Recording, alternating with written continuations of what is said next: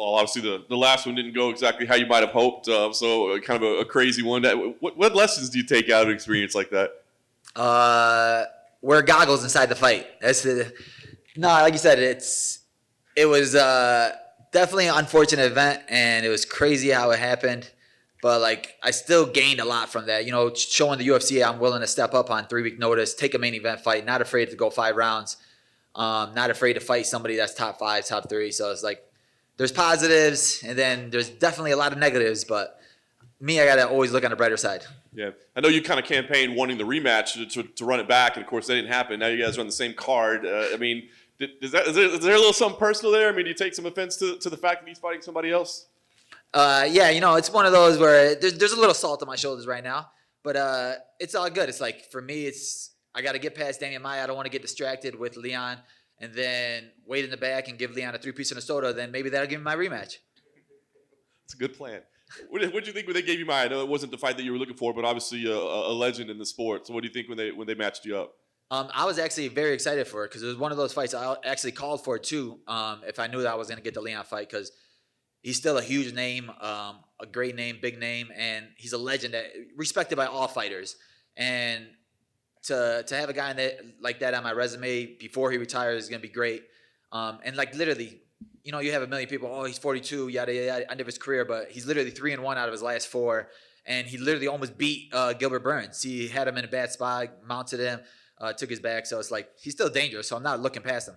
How do you get ready for a specialist like that, right? A guy that's so good in one area. Like, I've heard people say, you know, well, you got to drill jiu-jitsu every day. And I've heard other people say, I'm not going to get as good in jiu-jitsu in 6 weeks as that guy is. So what's the point? So how do you prep for specialists like that?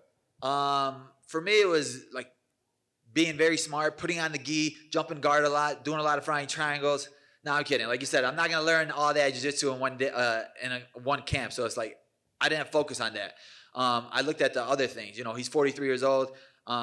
My training coach is 42 years old and is PFL middleweight champion. So, like, you know, I'm fighting a guy with that type of age. So I know what a guy that old feels like.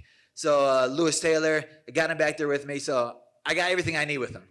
Nice. He was here earlier, and he said, look, this might be his last fight. You know, he hopes to do one more, but if it doesn't go his way, it could be it. I mean, would there be anything special, I guess, or would it be almost bittersweet, like being the guy that, you know, destroyed the legend, I guess, and ended his career?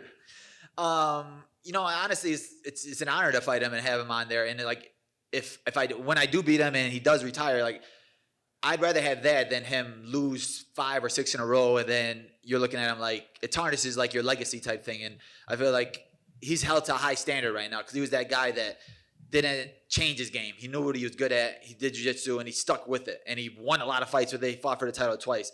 So that's a different type of respect. He didn't have to change his game or, I'm going to go to this gym or that gym or try to learn cartwheel kicks or anything like that. He knew what he was good at and he stuck with it and he won with it. Nice. Last thing for me, I mean, this would be a big win, obviously a very recognizable name. So where do you go from here? I mean, do you have your targets or anything? Do you keep chasing Leon? I mean, does he need to be careful with the 3-piece and the soda? I'm going to be rooting for Nate Diaz, you know, because obviously if Nate Diaz wins, then definitely the Leon Edwards fight makes sense. So I'm going to be Nate Diaz's army. Hopefully he wins that fight. Otherwise, you know, I want to look for somebody definitely top 5. I don't want to look past Maia, but it's like, when you beat a guy like that, you deserve a number 1 contender fight or guys that are in that title picture.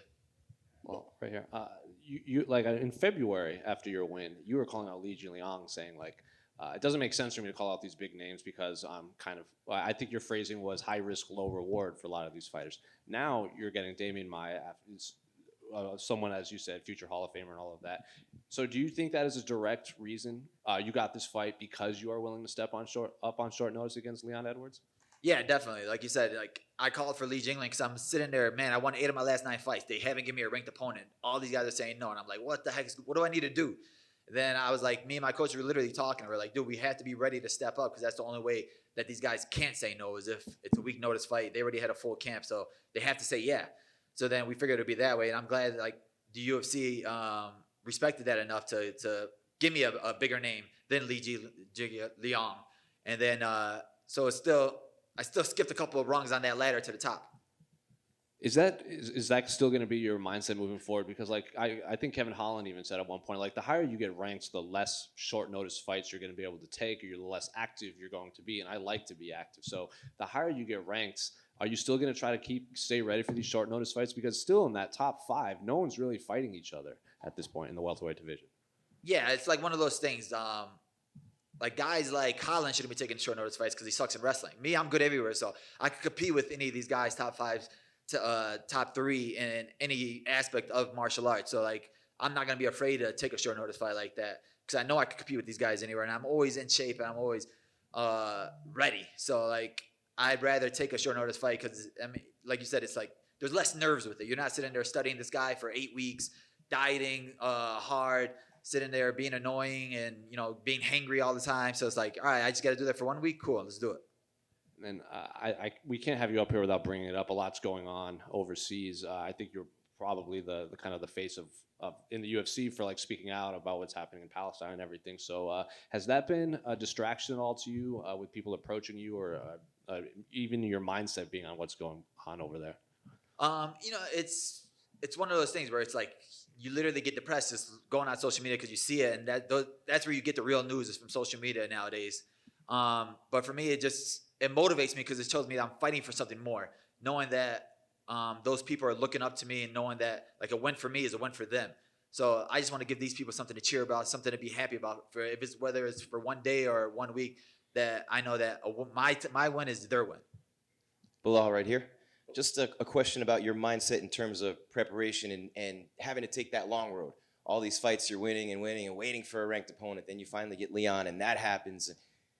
How is it mentally for you to stay focused and stay ready to keep striving to be at the top, knowing that, maybe some things aren't going your way luck-wise along the way? For me, just enjoying the journey and enjoying the process, knowing that like everything's already written for me. Like I'm a very religious guy, so like I know that God's plan is greater than my plan, and I know that sometimes the longer road is the better road for you to take because you go through the ups and downs, and then once I get to the top, it's gonna mean a lot more to me knowing that I went through all of this, all that, and then once I get that belt around my waist, it's gonna be worth it. Does it make it easier almost? I mean, when you finally get there and you get fights like this against a legend like Maia who's been fighting champions and #1 contenders, does it make it easier almost, your mindset when you get here to just be ready? Because you've been waiting that long, and then when finally the door opens, it's charge right through there. Yeah, exactly. Now it's time for me to prove it.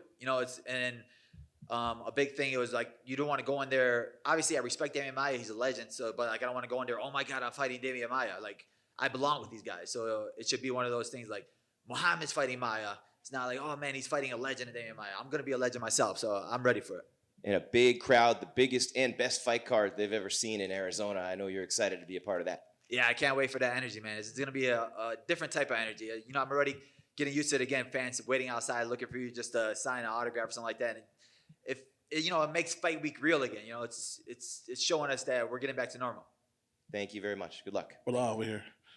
Well, say that this is your moment. You feel like this is your time because you got a certain swag and confidence all at the same time. Like this your time to let everybody know what we've kind of seen with you getting all these wins that you have a chance to get that belt one day. Yeah, I always got swag. But like you said, now people are starting to just realize it. They're starting to see it now. I feel like it's kind of like with Masvidal, where he's always been the same person. He's always fought the same way. Like he was always that guy that, the real diehards knew who he was and things like that. But then all of a sudden when the UFC started really, this guy got a personality. This guy is promotable. Then now he's one of the biggest stars. And I feel like that's what I'm going to be. So you got the confidence. You get your hand raised on Saturday night. Are you going to get on that mic and call straight for Leon? Or are you going to get on that mic and pull something that we only see coming? Can you give us a preview of that? You don't know. Maybe I'm an analyst now, so maybe I'll go back there, be on the desk, and call Leon's fight. So I got a lot of plans up my sleeve right now for Saturday night. I can tell. And give some insight to the 7 days out that you did with Will Harris of Anatomy of a Fighter, because from a human aspect, it gives us an insight of you as a person and your religion, being a Muslim. How beneficial has that been, or kind of refreshing to have that positive spin so people can know who the real Belal Muhammad is personally in and outside the cage? Yeah, honestly, Will Harris does like an amazing job of like really telling your story. Not telling you to, not faking anything, not telling you to, stand like this or do this for me real quick. He just literally tells the story in such a beautiful way where fans understand it, and it doesn't have to be in like a conflict of a way. where like I'm trying to show that I'm better than somebody or my way's right or your way's wrong. He just explains it. He gives you the info, and you can take it whichever way you want it. And I'm just glad that people who watched it, they've all loved it. It's all been positive. And for me, it's an amazing thing too, because it's informing people of what's happening in my country and like what's going on with me as a person and my religion, and showing you that we are real human beings, we are real people, and like fighters in general, we're not all crazy, we're not this, we're not that, we're not angry people, and it just like it shows you we're more down to earth. And that's why I love the way Will Harris does it, because he just showed you the real side of fighting. And do you feel like any extra responsibility being like the voted-in face of Muslimism in the MMA world? Because it's not really talked about at all. It's kind of like taboo, in fact. I mean, I think Habib did a really good job of bringing the Muslim culture into it and showing you guys what our culture means, and about like respect and discipline, and how like even after his speeches where like respect your parents, like that's not it. Like that, everybody should respect their parents. It doesn't have to be a Muslim thing, but it just shows that like we don't have all these crazy rules or anything like that. Like you need to do this, this, and this. Like it's just showing you that a lot of these Muslims are just normal, just like you and me, and we just do certain things a certain way. But 90% of the things we do is just being a good person. And if you brush up against Leon, are you gonna get out of character, or you got this not a Leon week? But if you see him, or you got something to say to him, y'all gonna pass each other in the bowels of the hotel or whatever, or it's like I'll see you when I see you. Nah, I already saw him. I tried to poke him, but he ran away. But nah, I'm messing around. That's what I got my dude Lewis Taylor with me for. He's the one who hands as a side business if anybody tries to get jumpy with me. That's what he's here for. But no, like I said, we're professionals. I'm a professional. I'm not gonna sit there and try to start a fight with somebody out of it. I don't get paid for it, so it ain't worth it for me to do something like that. But for me, I know that I got to get past Maia. For me to get to Leon, I know who I got to get past and what I need to do to get there. And final question for me: do you have to have a dominant win over Demian on Sunday, or is it just getting your hand raised since he's so tricky on the ground, and we all know he could be losing a fight and climb your back like a tree and get you out of there? So it's about just getting the hand raised or putting on a show and have a dominant performance. It's about being smart in there, not being stupid, not getting overzealous with him, because that's what he waits for. He waits for mistakes, and with his style, you don't need he's not the most explosive, he's not the fastest, but he's like a boa constrictor where he just gets a hold of you. Once he gets a hold of you, you start panicking a little bit. That's when he takes advantage of it. So for me, it's just being smart and knowing that I'm gonna have to put him to sleep if I want to finish this fight. He's not one of those guys just gonna fold or break. Like he's gone 5-round fights with the world's best.